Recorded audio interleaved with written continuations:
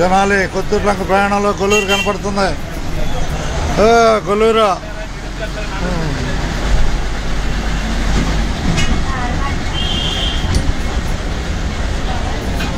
రావాలి. కొల్లూరు బయట రావటం. కొల్లూరు హుషారుగా రావాలి. కొల్లూరు హుషారుగా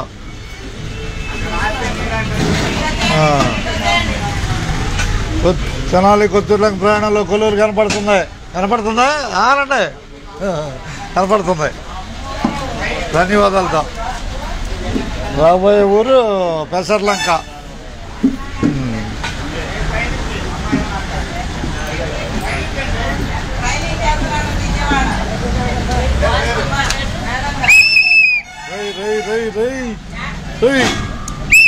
కొత్తూరు లంక ప్రయాణం